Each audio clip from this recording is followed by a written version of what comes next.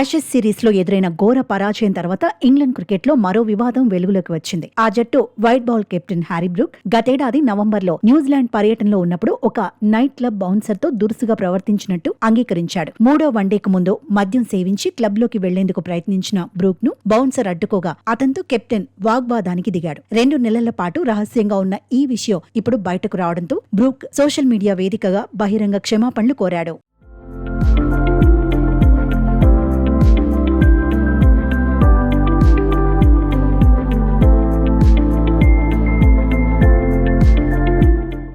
ఈ ఘటనపై స్పందించిన హ్యారీ బ్రూక్ తాను ఆ రోజు హద్దులు మీరి ప్రవర్తించానని ఒప్పుకున్నాడు. తన ప్రవర్తన వల్ల నా జట్టుకు, దేశానికి తలవంపులు తీసుకొచ్చానని, అందుకు నేను చాలా బాధపడుతున్నాను అంటూ విచారం వ్యక్తం చేశాడు. ఒక బాధ్యతాయుతమైన కెప్టెన్ హోదాలో ఉండి ఇలాంటి క్రమశిక్షణ రాహిత్యానికి పాల్పడటం సరికాదని, భవిష్యత్తులో మైదానంలోనూ బయట ఇటువంటి తప్పులు పునరావృతం కాకుండా చూసుకుంటానని హామీ ఇచ్చాడు. ఈ క్షమాపణలు ప్రస్తుతం క్రికెట్ వర్గాల్లో చర్చనీయాంశమయ్యాయి. అయితే హ్యారీ బ్రూక్ నైట్ క్లబ్ వివాదంపై ఇంగ్లాండ్ క్రికెట్ బోర్డు, ఆ దేశ మాజీ క్రికెటర్లు అత్యంత తీవ్రంగా స్పందించారు. యాషెస్ ఓటమి గాయం ఇంకా పచ్చిగా ఉండగానే ఇలాంటి ఘటన బయటపడటం వారి ఆగ్రహానికి కారణమైంది. ఇంగ్లాండ్ క్రికెట్ బోర్డు ప్రతినిధి ఒకరు మాట్లాడుతూ హ్యారీ బ్రూక్ ప్రవర్తనను ఏ మాత్రం సమర్థించలేమని స్పష్టం చేశారు. జట్టు క్రమశిక్షణ విషయంలో రాజీ పడే ప్రసక్తే లేదని బ్రూక్ క్షమాపణలు కోరినప్పటికీ బోర్డు అంతర్గత క్రమశిక్షణ విచారణను చేపడుతుందన్నారు. కెప్టెన్ హోదాలో ఉన్న వ్యక్తి మరింత బాధ్యతగా ఉండాలని పేర్కొన్నారు. రాబోయే సిరీస్లలో బ్రూక్ పై జరిమానా లేదా తాత్కాలిక సస్పెన్షన్ విధించే అవకాశం ఉన్నట్లు సమాచారం.